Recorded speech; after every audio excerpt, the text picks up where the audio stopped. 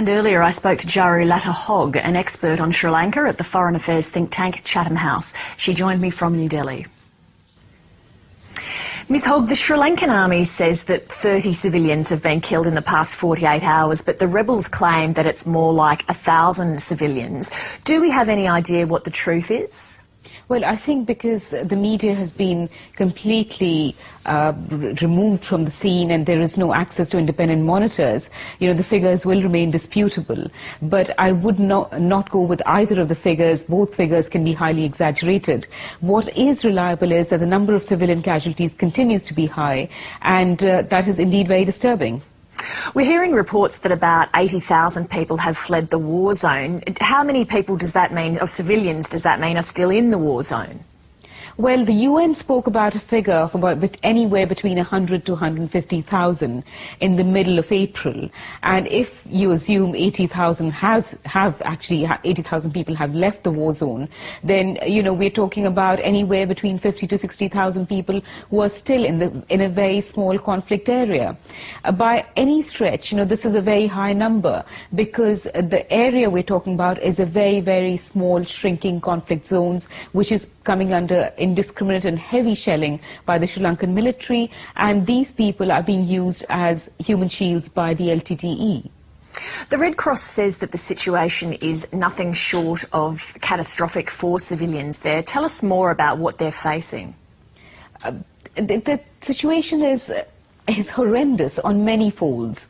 On one level, you're talking about civilians who have been without adequate food or medicines or even water for about 3 months now, holed up inside bunkers, avoiding shells, and those who manage to come out of bunkers do not make it alive. We're talking about women, children, elderly, infirm, a vulnerable lot of people.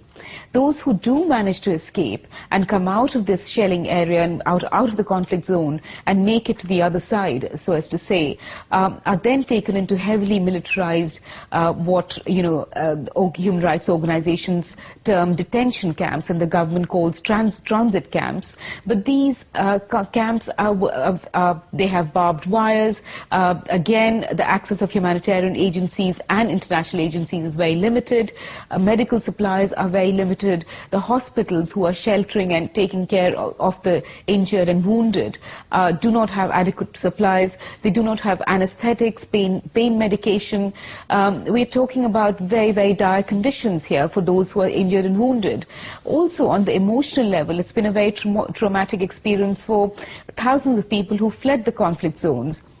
They're not being allowed to take shelter with host families. They're not being allowed access to members of their family who may be in different camps. According to any international standards which apply to displaced persons, this is very, very galling. You mentioned earlier that independent observers haven't had access to the conflict zone, and that includes the media, UN and other aid agencies. Why is that? Why is the Sri Lankan government not allowing it? Since the beginning, since virtually 2006, when the government decided to unleash its military agenda and decided that it would resolve this conflict through fighting, it has been very, very careful about allowing international access.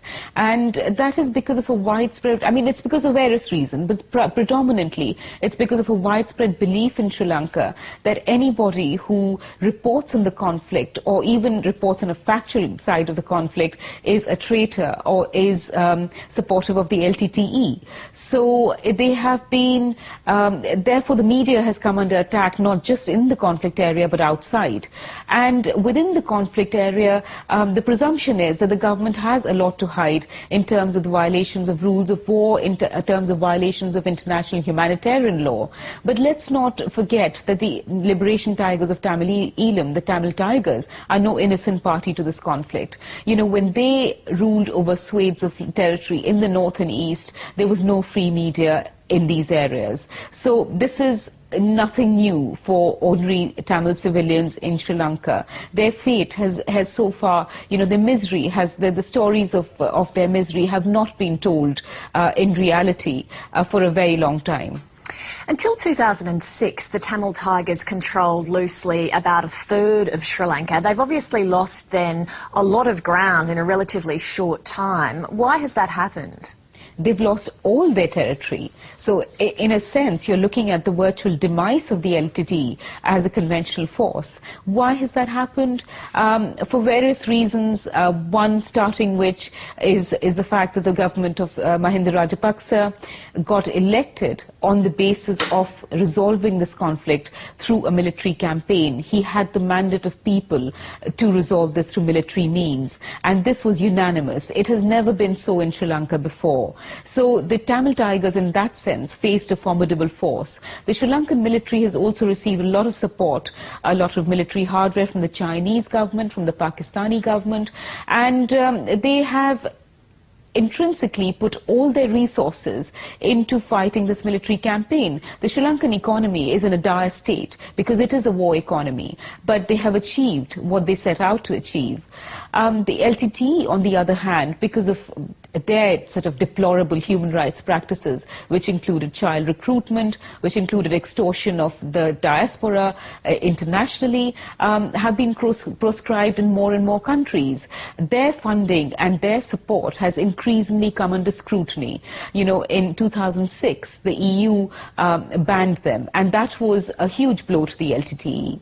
And beyond that, you know, the LTTE has faced a lot of scrutiny in terms of its on the international seas, because of Indian intelligence, because of US intelligence. So it has been under pressure in terms of its own fundraising, in terms of its arms procurement, and the Sri Lankan government, on the other hand, has been bolstered in its war efforts because it has pumped in more resources into its military campaign. The LTT has rebounded from setbacks before. Can they rebound from this?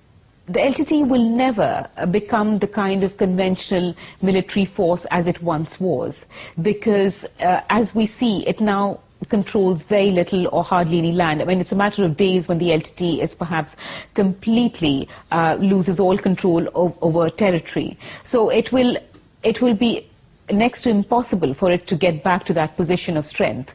But this does not mean the end of the LTTE or the end of LTTE terrorism or its striking potential. As we have witnessed all through this last phase of the conflict, in the past 3 months to be precise, you know, every military conquest by the Sri Lankan military has been followed and preceded by a subsequent suicide bombing or an attack, whether it was happened in the east of the country, in the north, or in the capital Colombo.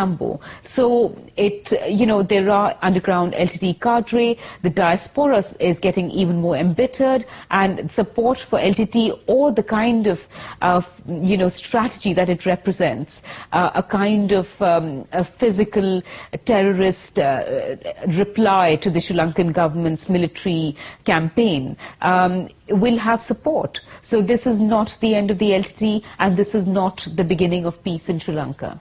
So even if the Sri Lankan army is successful and they do take the remaining territory away from the Tamil Tigers, as you say, it doesn't necessarily mean peace will come to Sri Lanka. But what do you think Sri Lanka will look like post this conflict?